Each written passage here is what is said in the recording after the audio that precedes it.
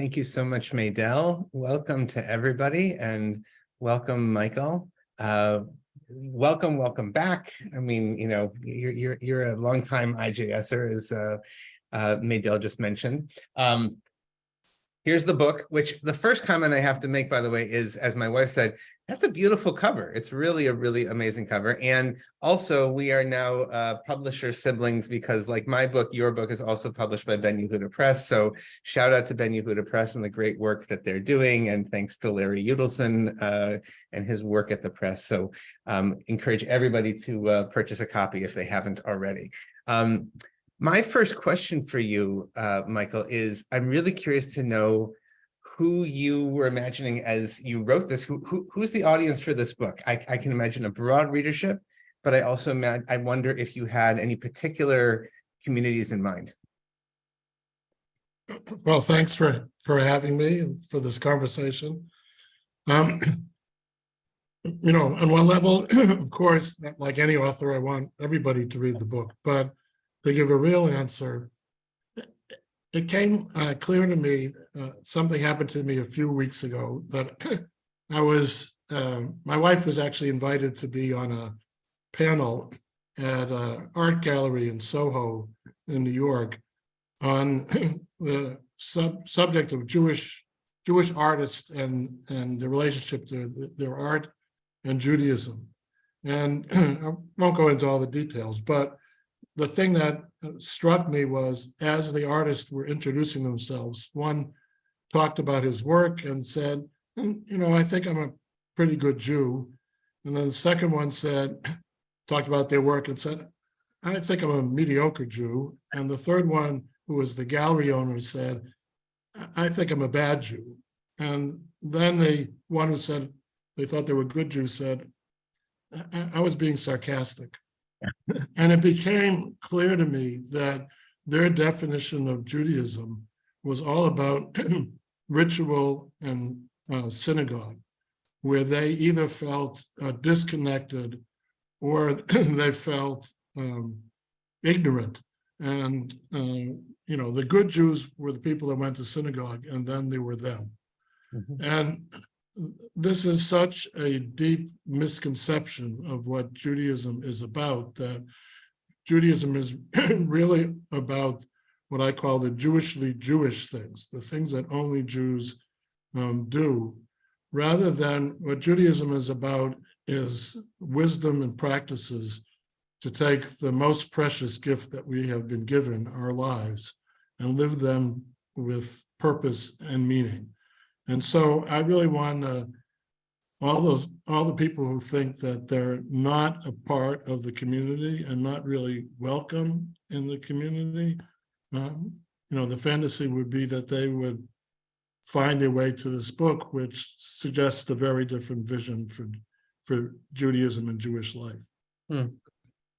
I want to pick up on that because I think, you know, one of the things, I don't know if it's surprising, but the portrait that you paint, I think, of Judaism here is a very, it's a pretty thick, I would say, traditional life with full of, you know, a lot of potential for observances, rituals, you know, just we're chock full of moments that we can make meaningful, and ethical, social justice acts, etc. And what struck me in reading was that the key for you, I think, seems to be in understanding halakha, right, which we often translate as Jewish law, not really as a set of commandments or duties to be discharged, right? Not mitzvot that, like, you know, I'm required to do this, and so, you know, I check off that I've done it, but really, as you started to say, sort of a set of practices that are intended to help us become better people. I mean, your main thesis is we're supposed to be good people, and this is supposed to help us become good people and be good people. So I'd really like, you know, I'd love to invite you to say more about that move, and sort of correcting that understanding or misunderstanding, as it might be in your view. Yeah, well, I think the misunderstanding to think that Judaism is only about, as I say, the Jewish rituals. But I think the broader thing that you alluded to is, I don't really see that halakha is Jewish law. I don't think that, and I mean, there's certainly people in the Jewish community that see it that way, but I think in the liberal community, most people don't really think of it as law. And then it's really, to do it or not to do it is really each person's choice of to take this on or not, or which parts to take on. And I think one of the fundamental shifts I'm suggesting is to take ritual and redefine it as practices. Just as we talk about, in the world of spirituality, practices, whether it's meditation or yoga, and people do those things because they want to, and because they experience them as not, I mean, yes, maybe beneficial, but more that it is about cultivating a spiritual life, or cultivating inner qualities that they want to have to live their lives with and enrich their lives with. So I think it's a real shift to think of ritual not as, oh, well, we do these rituals because we've always done these rituals, but rather that there's a purpose to them. And I think the ones that people don't find have a purpose, or doesn't work for them, whatever that might mean, they're unlikely to do them. But that so I'm suggesting that we kind of reconstruct or refashion or recapture what may have been the original purpose of these rituals, but have been, lost in centuries of accretions to how to do it. And I would say one of the focuses is in traditional halakha is the fulfillment of the ritual. There's a lot of focus, like what's the correct way to light Hanukkah candles. And I want to shift the focus, as I think Hasidism did, to more on kavanah, rather than on, well, did I fulfill this? Check. It is, what's the intention here? And the intention is key to making it feel like this is a practice that has meaning, that conveys meaning, that carries meaning, rather than, I'm just doing these things because I'm supposed to. Jews have always done them. And I think those are all fundamental shifts, but key shifts. Yeah. There's already a couple of questions that have come in, and I want to encourage folks, if you have questions, please to write them over to Q&A in the chat. You can do that, and my colleague Sherry Edelstein is passing them on over here. Great to have my cell phone. She's texting them to me. So one question that I think already dovetails with some of these, some of what you've already alluded to is, I guess I deal with this one first, which is from Lev Friedman. What are your suggestions to those who are not observant? For example, what about someone who feels very Jewish, is somewhat observant, but does not buy into observe the laws of kashrut, for instance? Yeah, you want to respond to that? I'll tell you, I mean, first of all, I just want to be clear, I'm not, I think the book is not at all traditional in the sense of, I'm taking all of the traditional halakha, traditional practices, and saying, here's some new meanings to them. So, just continue to do them or start doing them because now they have meaning and before they didn't. I think the book is both radical and traditional. Radical in the sense that it rejects some of the important traditional practices as just, I think they just don't work for people in the 21st century. But I'm also very eager to root what I'm saying in the tradition. And that's, I mean, it's partly important to me as someone who grew up in a modern Orthodox home and feels connected to the tradition, but I want to do it in a new way. So it's a real mixture. So I would say, and keeping kosher, I think, is a particularly challenging practice in the sense that, unlike Shabbat, which I think, if you explain, maybe not the details, but the concept, I think most people would say, "Oh, that sounds nice." I mean, I'm not going to do it, but it sounds, I get it. Where kashrut, I think, is fairly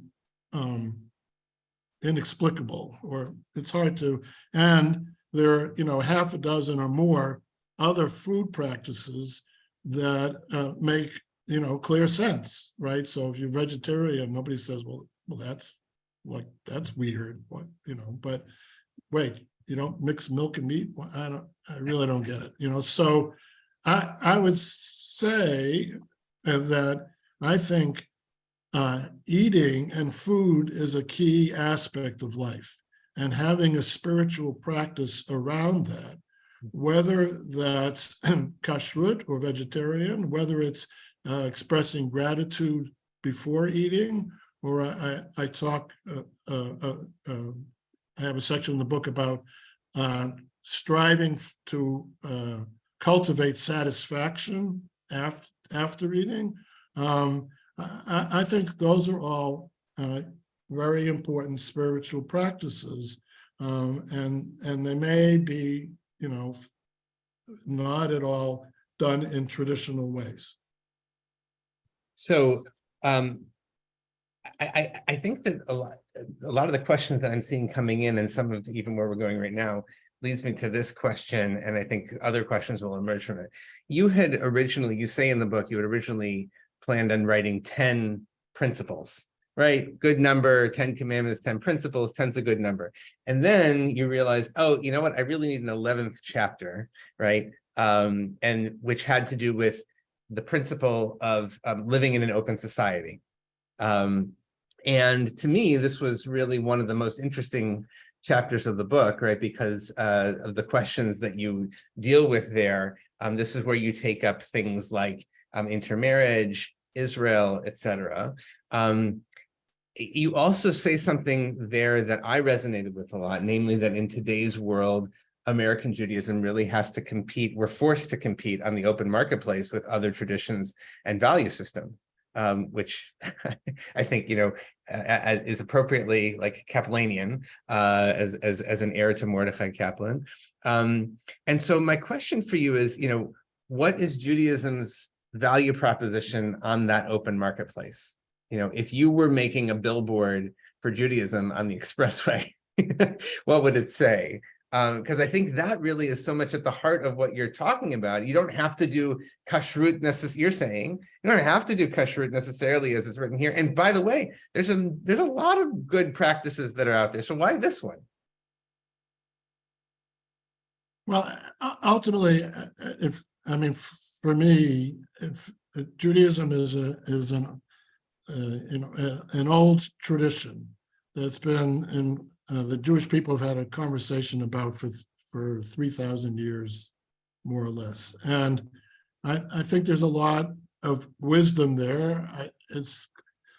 I would never make the claim that, we have all the wisdom or even most of the wisdom. There are lots of other paths. And so ultimately it's a choice, and whether it's because you feel connected, or you grew up in the tradition, or of being Jewish, not necessarily in the tradition. There's no like overwhelming argument, but I think there's two important things here. One is, I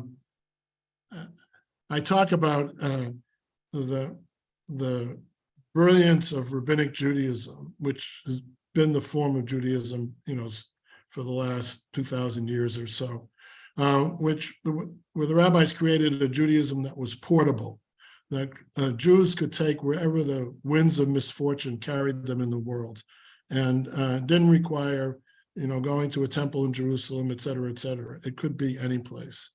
And the world has changed. We live in an open society that's a story of modernity that's increased, and there's step backs as well, but mostly it's in that direction of openness.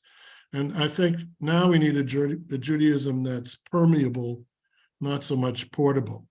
Permeable in the sense that it's really open to the world, and the world comes in not just through the internet, but it comes in through the people that are part of our families.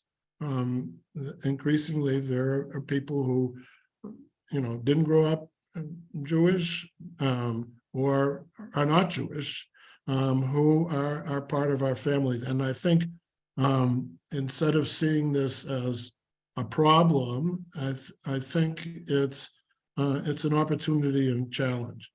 And so I think it's a very different framing of where Judaism is, rather than sort of Middle Ages. We lived a people apart from the rest of the world, except maybe economically dealing with our neighbors. Now we're completely integrated, and I think, as I say, it's an opportunity and challenge for us to reframe our Jewish lives, and it'll have impact on practices and et cetera. But so I don't. That's not the billboard, but that's I'm thinking about the billboard idea, but I think that's a key shift of how we should see ourselves and our place in the world. I'm getting a number of questions about also trying to locate this book in terms of the idea of living in an open society and like having a more expansive interpretive palette, I guess, towards Torah. Is not, you're not the first to argue that, and so there a number of questions are asking me like, well, what's different about this from like Reform Judaism, or what's different about this from Renewal or Reb Zalman? I just, since people are asking it, and if a couple of people are asking it, it means more people are thinking it. I just want to invite you to respond to that. Sure. Look, right, and I mean, it's not like this is like, some tablets came down, I got the equivalent of the Book of Mormon, and now I have a completely different Jewish religion. Well, then they could make a musical about you. That yeah, irreverence. Judaism right. Disrupted the musical. It's coming soon. Broadway. Yeah. Okay, I'll see you later. Look, I as I said, my story is I grew up in a modern Orthodox world. I left that world and became part of the world of the Jewish counterculture, the Chavarah world. I then was, deeply influenced by Jewish spirituality, and now, kind of later in life, I feel, as I said, I've come to a place that I feel more radical and willing to say parts of the tradition, just I think don't work for many people. Obviously, it works for some people. So, a whole other topic is, I think, traditional synagogue services really don't work for most people, and I think we need to radically change and create a different kind of communal spiritual experience. And so I'm pieces of a lot of things, but for me, I feel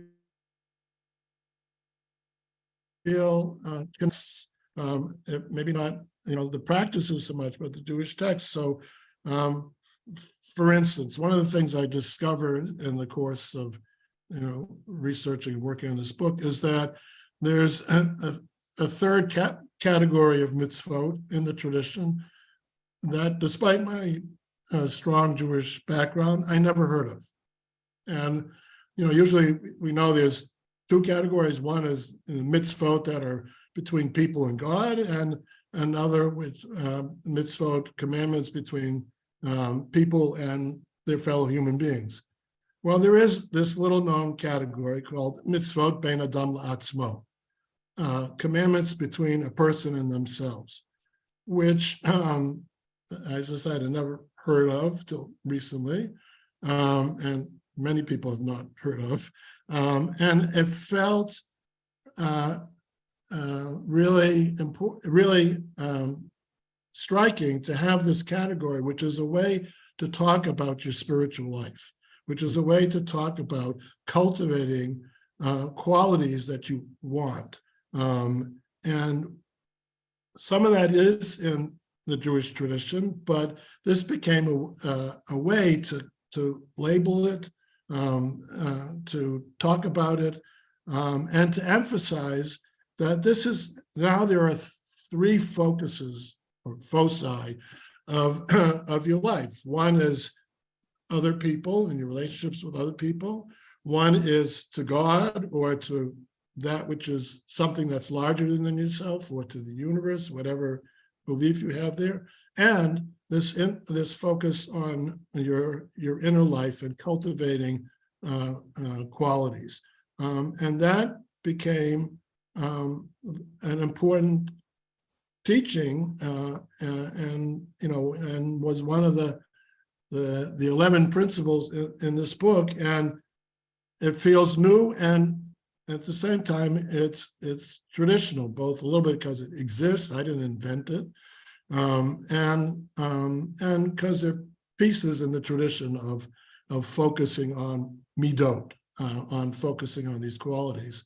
But I think that is a more central piece, and more of an emphasis in this disrupted Judaism than previously.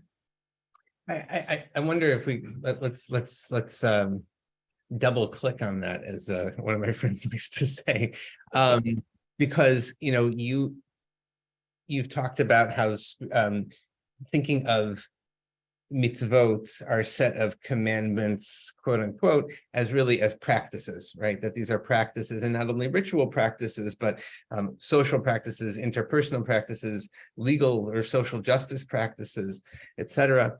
And one of the beauties of the book that I admire, because I did something similar in my own book, is trying to offer. You offer a lot of ways for people to adopt practices that are very much very much in the spirit, of they're not just very much. I should make an apology. They are completely in the spirit, or expressive of the spirit of the mitzvah. I think of, for instance, you talk about one that struck me was mezuzah. And that many people have a practice of, when they pass the mezuzah on the door, they put their hand up and they kiss it, right? And that becomes ritualized, right? And you just sort of habitually, you could kiss it. But what if you took this opportunity to pause as you're at the threshold, either leaving or entering your house or wherever, to be in the moment of the transition, right? And allow that to register, and allow yourself then to sort of enter into the new space wherever you are, or leave the space you were coming from with more awareness and intention. And I wonder if you would elaborate a little bit in your own life. I don't know if all these things are things that you do, but I wonder if you might comment on a few of your own spiritual practices and these ways that your Judaism has been inflected or influenced by this kind of approach. This kind of approach to Jewish living. Yeah, I'm glad you mentioned the mezuzah, because it's a perfect example of a traditional practice that sort of, some people constantly kissing, but it's actually a practice that many Jews observe. That is, the sense that they have a mezuzah on their door. Even if they don't do many other things. But, after they put it up, or someone put it up, it becomes invisible. And, one of the challenges of all ritual and of all practices is how to prevent them from becoming rote. And that's, again, the stress on kavanah, intention, rather than on fulfillment is key. I mean, there's no magic formula. Anything can become rote, but one of the critiques of Hasidism of mitzvot is that it became, completely, they had a term for it, but it was completely routinized and it lost all meaning. And so one of the things I'm trying to do in the book is to say, here's a bunch of practices. As you say, some of them are based on the tradition, some of them are the spirit of the tradition. I offer like a half a dozen different morning practices. And the point there is, it feels to me that having a morning practice that's short enough that you could do in 5 to 10 minutes, 15 minutes, rather than doing the traditional shachrit, which even if you could speed read the Hebrew, it's still like half an hour. So it's more likely you could actually fit it in your busy getting up in the morning, getting going. And really it's the idea like behind the mezuzah in all of them is to say, okay, I want to set a spiritual intention to take with me on the day. I want to pause. I don't have to say the traditional blessing before I eat, but I want to pause and feel a sense of gratitude before I eat. Or I want to do that before my 3 meals a day. Maybe eating a snack, it's too much, so I'm trying to make it possible, but still meaningful. And I think there's another whole category that, again, what I took from a traditional category. There's a traditional category of mitzvot to midiot, the constant mitzvot. That is, there's a mitzvah to love God and to fear God. Well, there's no time frame for that, and there's nothing you have to do. You just, it's like, it's how you're supposed to be. And I thought that was a really interesting example to think about. And it struck me, and actually one traditional authority thinks the mezuzah is also a constant mitzvah because it's always there. And it's supposed to be an awareness, like you're supposed to walk by it and say, oh, I'm supposed to remember not to, do bad things, kind of thing. And I thought like it would be really interesting to take a mitzvah that is mentioned more than any other in the Torah, which is to remember you were a stranger and take care of people who are in need because you were a stranger in Egypt. And it doesn't have a specific action, right? You're not supposed to light a candle. You're not supposed to give to, tzedakah, charity to 2 people. It's how you're supposed to think of your life and how you're supposed to, every time that issue comes up, whether you're walking down the streets of Manhattan, happens often, or wherever it's coming, where you get an appeal in the mail, like it is to cultivate I want to respond to that. Now, the response could be no, the response could be yes, that's not the issue. But it's to understand that each of us has principles that we want to use to frame our life beyond a specific moment where I'm walking out and kissing mezuzah or I'm eating. And they're supposed to frame who I am. And that comes back to this sense of cultivating inner qualities. So if you cultivate generosity, then that will be your response when your response will come from that place when you're challenged, walking on the street or wherever it is. And that is a fundamental spiritual practice. And I think in that sense, there I'm expanding upon the notion of what mitzvot would be like, to say that there are other things that, okay, so how you treat the stranger is in the Torah, but there are other things that I'm sure if we could ask people who are listening and to say, what would you put in that category of a principle that you use to frame your life that is really important to you.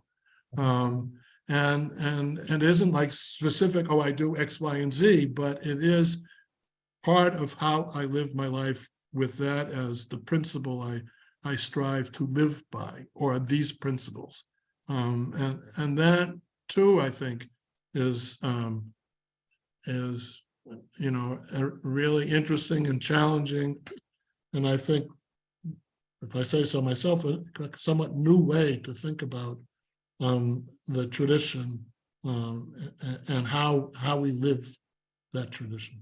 I think that one of the things that I'm seeing as more questions coming in, one of the things that I just want to elaborate on is, first of all, in my own experience of reading, of interacting with the book, is on one level, yes, there's this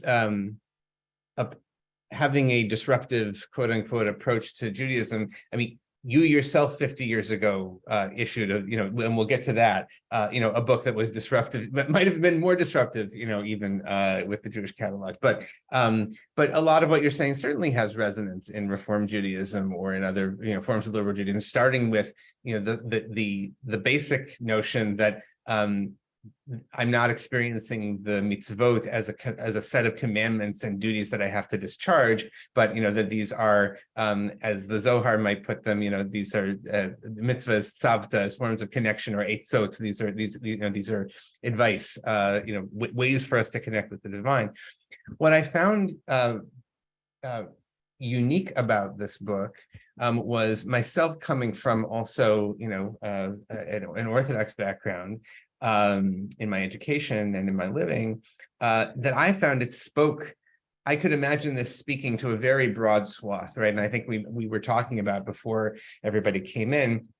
To me, it was very evocative of someone like Yitz Greenberg, who we've interviewed previously in this series, and who is an important person in both of our lives.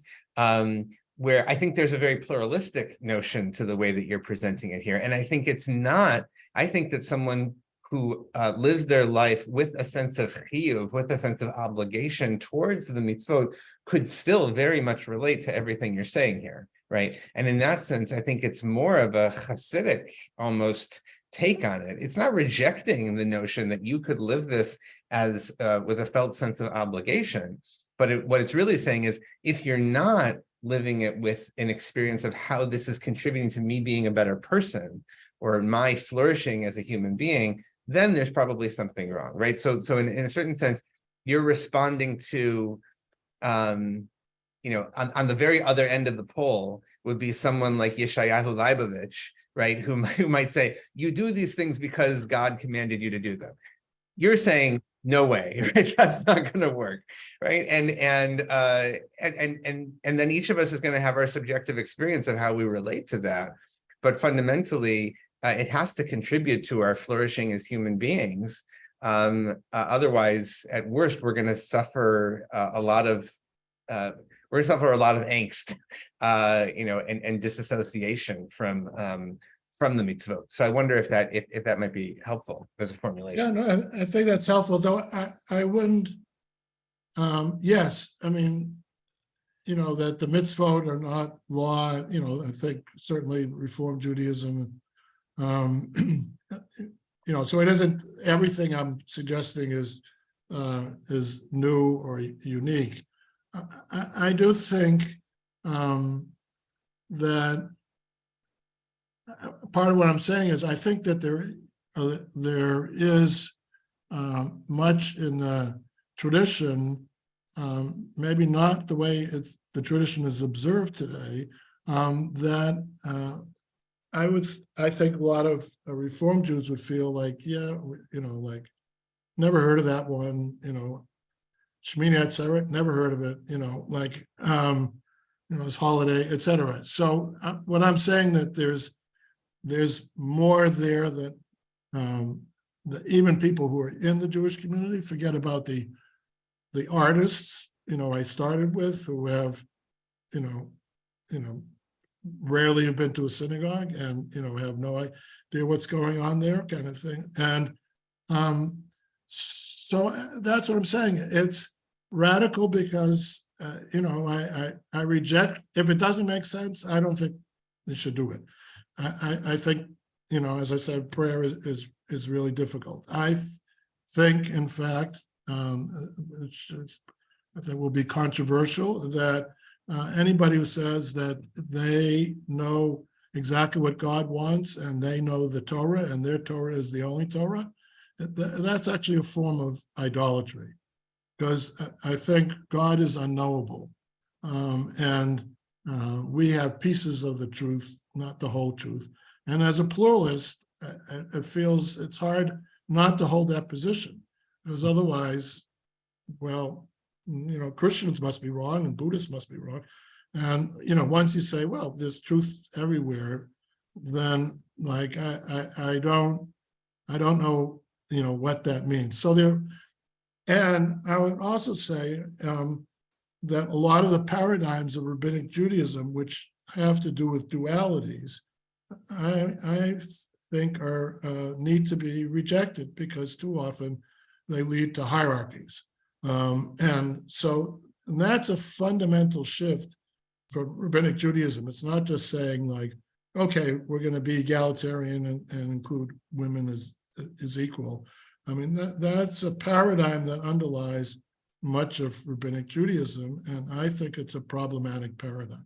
So I'm a strange person who is both radical and willing to radically break from the tradition, but I'm also someone who is deeply rooted in that tradition, and and as you ready, like, like I found this thing. This is really a great thing in the tradition, and this becomes then an important way for me to think about and talk about,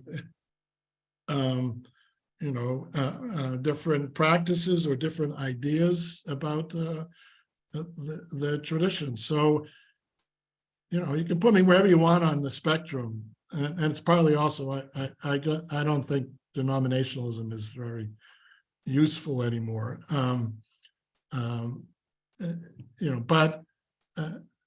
I'm in a bunch of different places, but it's the bottom line is, I actually realized, someone asked me after the book came out, like, could you just say it like in 2 words kind of thing. So it came to me, I'm sorry I didn't put this in the book, that what Judaism is about is as creating a spiritual mensch, a spiritual mensch, right? And, a mensch is cultivating those qualities of goodness and caring and compassion. But I want to say being a mensch isn't enough. I want to say spiritual mensch. Seems very appropriate for IJS to say this, right? But it's because I think an important piece of that is as a sense of there's something larger in the world, some people God, and that there is things we can't see but are there, and that part of being a spiritual mensch is to try and focus on the key things and not get caught up in the petty distractions of life. And in that sense, those spiritual practices really can be really helpful to the person and to being a mensch in the world. These things are not unrelated. So that's my that's one of my what do you call them? You had a word for it, the billboard. Spiritual Judaism, being a spiritual mensch, right? Well, I think we've got time for 2 more questions, and I know there's a lot of questions that have come in, and I'm so grateful for everybody for sharing them and doing my best, but we're not going to be able to get to all of them. But one that I want to get to is where's community in all of this? You're describing a lot of personal practice, a lot of personal awareness, and especially if it doesn't work for you, then then why are you doing it? So then that begs the question: and what about the community? And how and where do they live? So you spend some time talking about this in the book, but I want to give you a chance to just respond. Right. No, Here's thank community. you. You know, that real truth, that's what the 11th core principle is about. Fundamentally, it's about community. I realized I hadn't spoken, and I didn't want the book to feel like, oh, this is just for individuals, you know, oh, great, it's another form of narcissism, you know, do all these practices and you'll be a great, you know, spiritual person. You know, I think community has been and continues to be essential. We live life in community. You know, we don't, you know, we're not, you know, anytime you say something like, oh, well, Judaism doesn't have, you know, a tradition of reincarnation. Well, yeah, actually, there is but I think the one thing that we don't have is like solitary monks who go off in the desert and live, you know, by themselves because it's, you know, easier not to ever interact with people. So the truth is that spirituality exists in community. If you can't love your neighbor by yourself because you don't have any neighbors, I don't know what you've done, but that's really the challenge. And I think that's why you know, the community has been so important in Jewish tradition, and why such things as the building of the Mishkan, the sanctuary in the desert, which was this amazing, successful project that everybody contributed according to their to what their skills and their means. And it's of course, the only building project in the history of the world where you know, Moses had to say, we have enough, don't give any more, right? You know, it becomes like for the Hasidic masters, Sfat Emet, a moment of, this is when the Jewish people reached a height of oneness, and then of course the golden calf happened, you know, so I think that's a critical piece, that spirituality and Judaism exist within the challenges of community, of life. It's not withdrawing from life. And again, we didn't get time to talk about this much, but Hasidism is really critical in my own understanding of Judaism, and that notion that holiness is found everywhere in the world, not just in praying, studying, you know, eating kosher food, but everything you do has that potential, which again feels very much connected to contemporary spirituality, that any moment has potential to be a moment of holiness, of connection with another, a deep connection with another person. That was a fundamental teaching of Hasidism. So here's my last question. This will be our last question for tonight. And again, thank you everybody for sending in all your questions. It's been really great. But as Maydel mentioned in the intro,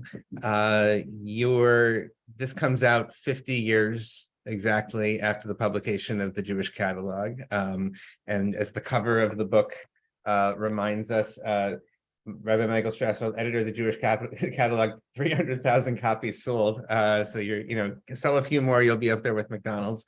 By many counts, you know, I think the urban legend is that this is, you know, the second most published book in English, you know, Jewish book in English after the Bible.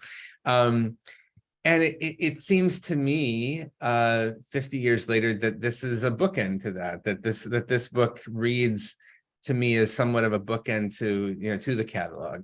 And I'd like invite you to reflect, you know, back over half a century. You know, the world is a different place than it was in 1973. What do you sense has changed, and what's remained the same? That's a small question. It's a doorknob question, as we say in therapy, right? Yeah. Well, in some way, when I look back on my life, you could say I keep on writing the same book, except it's not the same because I'm not the same and the world isn't the same. And the catalog, I think what's the same between the two books is I am trying to make Judaism accessible to people. I think when it came to the catalog, it was really it was about how to. There was no book that told you how to observe Judaism down to the how to practice, and the places where some of that information existed, like the Shulchan Aruch, the Code of Jewish Law, were, completely inaccessible to almost all the people who were reading the book. And even if you could read the Shulchan Aruch, it didn't actually tell you how to build a sukkah. It just told you what would make a kosher sukkah, rather than one that wasn't right ritually. But it didn't say take 2x4s and, so, as part of the context of the general counterculture and the do-it-yourself and people doing, making things and baking things. And so that was the context, but we really wanted to provide people with the information so that they could live a Jewish life. And the context was a catalog that with the notion that take from this what you want. We're not telling you to again, to go back where I started, to be a good Jew, you have to do all these, or 90% or 76.3%. We're not telling you, we're just giving you the possibility. I think now, someone said to me, why don't you redo the catalog? I said, well, you could Google, you could Google all that information. You don't need it in a book anymore. But I do think the question of why bother? Why should I be interested in this stuff? I like Purim, so I go to Purim. I like doing the Passover Seder, but like the synagogue, I never even heard of Sukkot, like I have no idea what that holiday is, et cetera, and kosher. So for me, this book is trying to say why bother, and trying to frame this as that don't think that Judaism is about being Jewish. It's not about being a good Jew. It's actually about being a good person, or I would say a spiritual mensch. That's what it's about. And I've found, these practices, some old, some that are kind of new or reinvented. There's a lot of wisdom there. And I think practices have a value. If you go to the gym 3 times a year, it's the same thing as going to synagogue 3 times a year. It actually doesn't do anything. You're not going to be any healthier, after going to the gym 3 times in the year. And I'm not suggesting that this is all for self-benefit, so you'll be strong, or you look great kind of thing, or you look spiritually great, whatever that would mean. But it is about, we have this, again, I'll say, we have this gift, this precious gift of life. And I think the tradition is filled with wisdom and practices that can really help us not live perfect lives, not have, avoid all tragedies, obviously not. And not even, not to avoid all the self-made tragedies, the depression that I bring upon myself, or the jealousy because someone else sold 300,000 plus one book and now they're more than me. There's no perfection here. We are imperfect people, but it is how to live a life filled with meaning and purpose that comes from the accumulated wisdom of 3,000 years of conversations about just how to do that. Okay. That's a great place for us to end. Michael, thank you so much. Again, the book is Judaism Disrupted, a Spiritual Manifesto for the 21st Century, available from Ben Yehuda Press. And Maydell, I'm sure will remind us, I know she's going to close us out. So I'm going to take us back to Maydell. And thank you.